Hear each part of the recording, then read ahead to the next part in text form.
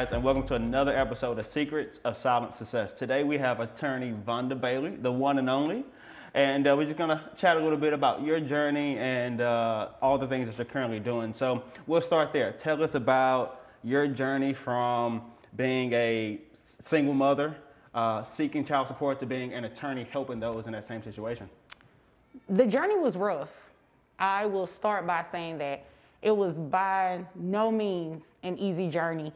There were a ton of sacrifices that I had to make. One of the biggest sacrifices was spending time with my son. Yeah. At the time that I was a probation officer, my son was 6 months old. So I was working full time. I was in grad school, as well as studying for the law school admission test. Wow. So a lot of the nurturing and rearing of my son fell on my mother and my other family members. Sure.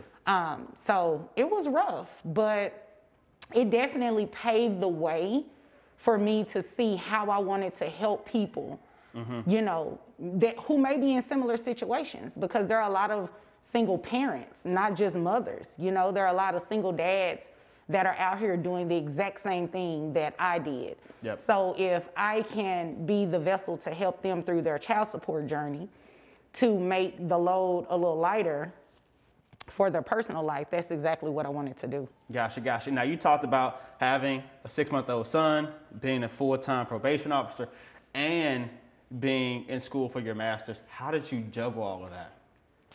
Prayer.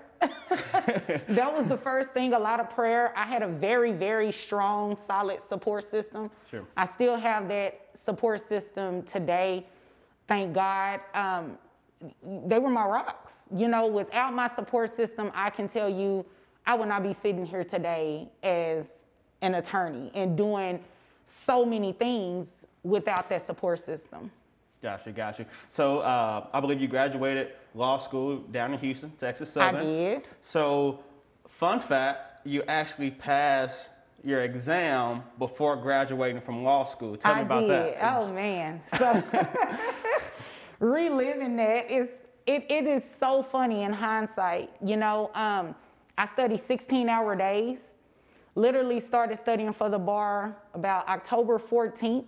Of 2013. It's amazing what you remember when you go through stuff. Yeah. And I stopped studying about 2 weeks before the bar, which was around this time, February of 2014.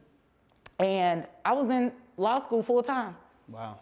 My professor, I remember I had his book open and the Barbary book, the study material, open inside of it. Yeah. And he walked up to me and I looked at him like, what? I mean, what are you gonna do? Yeah, you know, yeah. And we laughed about it. And I had class literally the week before the bar. And he told me, he said, don't come to class, just pass the bar. Wow. So when I went back to class after taking the bar, all my classmates are like stressed out because they're getting ready to sit for the bar. And I'm just like, I'm good. I already took it and stuff. So when bar results came out, we were still in school. Yes. We had a couple of weeks left in school. It was the best feeling ever for a number of reasons. You know, my GPA was very low by the time I was able to sit for the bar. And people were like, statistically, you're not gonna pass on the first go around because it's so low. I don't think you should sit for it. I said, well, statistically, you don't know Vonda Bailey. Yeah. And I don't fail. So I'm gonna take this bar, I'm going to pass it, and I'm gonna do it on the first try. And you can then modify what your statistics say, because statistics cannot compete with grit. It's all about the grit of a person, and it's either in you or it's not.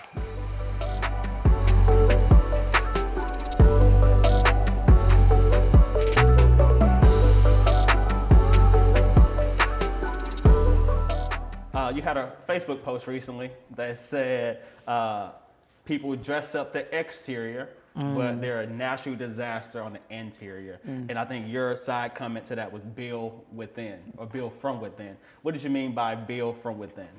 Build from within. So anything, any success, anything you want to do in life, going to the next level requires you to have confidence within self. Sure. Everything starts with self. So we spend a lot of time, and when I say we, I'm talking about society. Yep. We spend a lot of time buying fancy cars, buying nice clothes, doing all of these things to fix us up, to make us look good, right? But on the inside, we lack confidence. We may not have the best form of empathy for people. Some of us are just not nice people on the inside. Sure. But our exterior gives out that impression that we are.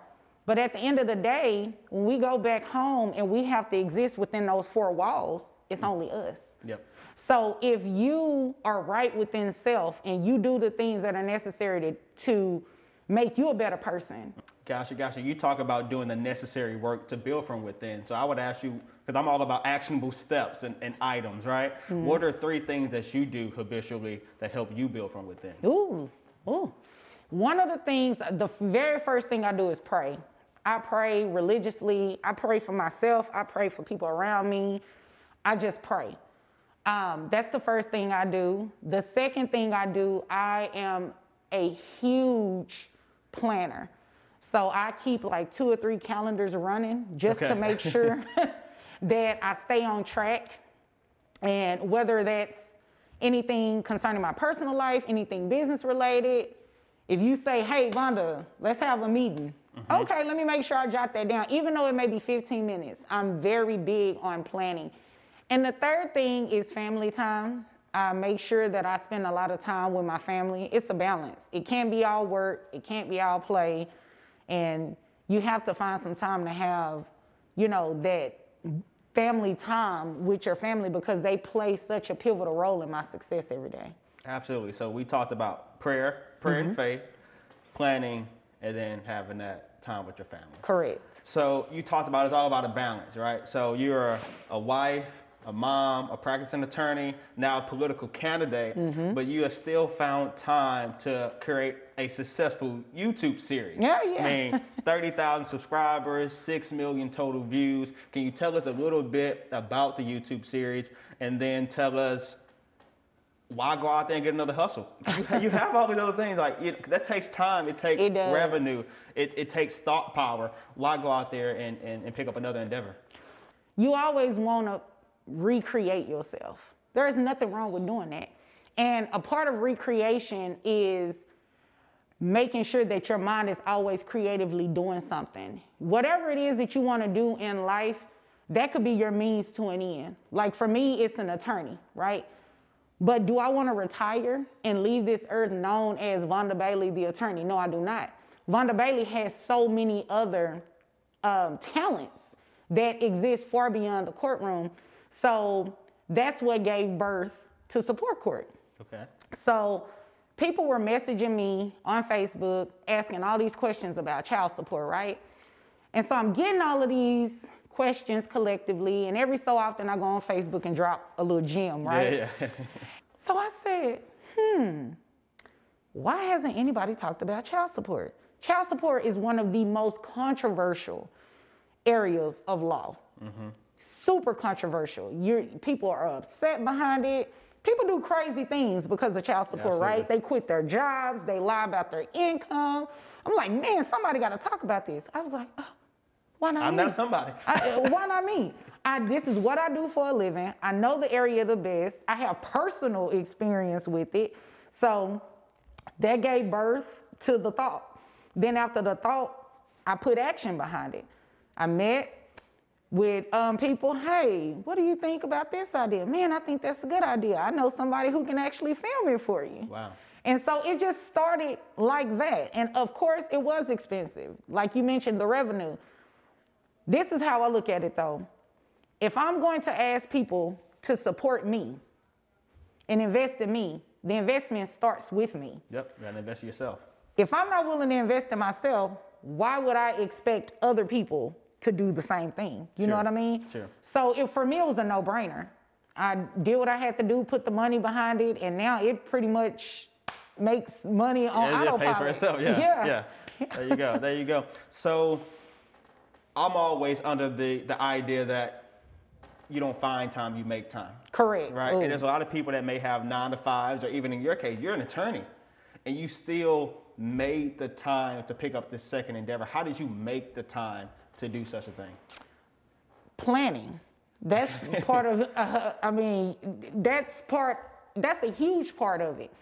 You have to have great time management. Any entrepreneur will tell you that. If you lack time management, I don't care how great your idea is, I don't care how much money you have to put behind it. If your time management is not good, and you're the person working on it, you're not delegating it to anyone, it's not gonna be successful. So planning is huge for me. I have certain times where my daughter, she and I do, we watch Moana like 4 or 5 times a day. Priorities, right? When she goes down for nap time, that's when I work on my craft. When she comes up from nap time, I make sure she eats, and then I pass her out to her brother or her dad. Gotcha. And that's when more planning comes in for me. I go to sleep early most nights. I'm in bed. I try to be about 8:30, 9 o'clock. Wow. I wake up maybe 2, 3 a.m. That's my planning time. And actually, for me, that's the best time because my mind is so alert. And all these ideas and thoughts pop up, and I get up and I have to write it down. And I may work on it, or if I don't, I go to sleep and sleep on whatever that thought was I wrote down, and I wake up and come right back to it. So it's all about planning and having good time management. Gotcha. So you're one of the most charismatic people that I know. Well, thank you. Full of personality. And you are a Black woman, entrepreneur in a professional space as an attorney. Have you ever felt the need to conform or be a different version of yourself to get success in the professional arena? That is a great question, and the answer is no. I'm very true to self. When I came into this profession, when I've done anything in life, I always try to figure out ways to make it better. So when I came into this profession back in 2014, there were a lot of female practicing attorneys, but for the most part, it still had that aura of male domination. Sure. And then there was also, beyond that aura, you had the females that wanted you to kind of look like everybody else and kind of do what everybody else did. Well, that's not Vonda Bailey. That has never been me. It probably won't ever be me. Yeah. And so I just stepped outside of what everybody else thought a lawyer looks like, and I created it for what it looks like for me. I did a billboard that had my natural hair, my Vonda braid, as everyone calls it. And I had someone ask me, white male attorney, how do you feel? Like, what have the responses been putting your face on their billboard? I said, well, what do you mean? I was confused. He said, because he's never really known Black women to be confident enough to put their face on advertising like that. And I didn't take it offensively, but he was absolutely correct. A lot of us don't do those things. And when we do it, we feel the desire to have to press our hair out and make it look straight and look like what society tells us a lawyer looks like. Yep. I refuse to be that. As you can see, my Vonda braid is out, my hair is natural. This is me. This is how my hair naturally grows out of my head. And this is Vonda Bailey. This is who I will always be. Now, like you say, this was a white male attorney who brought up the confidence factor for the billboard. You're sitting at the quote unquote table with people that don't look like you, whether that's white or whether that's males or even age, because you were a young practicing attorney. Right. What gave you that confidence to be able to sit at that table and be authentically yourself? Honestly, I believe it started with childhood. My parents, both legal backgrounds. My daddy, still to this day, he'll tell you, Bailey's always coming first. And that was something ingrained in me as a child, and that's something I ingrained in my children. Like, no matter what you do, you always win. And when I mentioned earlier about me being self-motivated, I'm one of those people that don't make plan Bs. Some people say, you shouldn't put all your eggs in one basket. Well, depending on what it is, I beg to differ. I always roll with plan A. There's no such thing as your plan A failing. There's no such thing. Normally, there is a part of your plan that fails. That doesn't mean the whole plan itself fails. So when a part of that plan fails, you pivot and make modifications to it, and you still roll with your plan A. I don't believe in plan Bs. Gotcha. For young women who are maybe in school or fresh out of school who are aspiring to have that professional success, what word of advice would you give them? Just one thing that I live by, I call it my life's mantra. A really good friend of mine, Ashley, and she said to always strive for the top because it's the bottom that's overcrowded. And to this day, that phrase still resonates with me. And I recite it every single time someone asks me to come do a speaking engagement for kids, young adults, college students, and everything like that, because it is so true. And it is so crucial to what it is that you want to do in life. You always want to go high, right? Because if you think about anything, most things and most people that are stagnant and aren't doing anything, they are at the bottom. When you think about success, success is defined so many different ways, right? Sure. And it really is subjective depending on what industry you're in, the person and everything like that. But for the most part, people that rise to their level of success, it's not a whole lot of people up there with them. A lot of the people that, like I said, that aren't really doing nothing, they're just still complacent, that's the word. They're all at the bottom.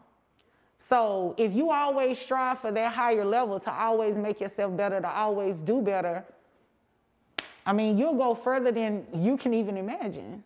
Yeah. I read a quote in the book that I'm reading that was saying the best predicator for success is not IQ, it's not financial means, it's the capacity to do hard work. That's it.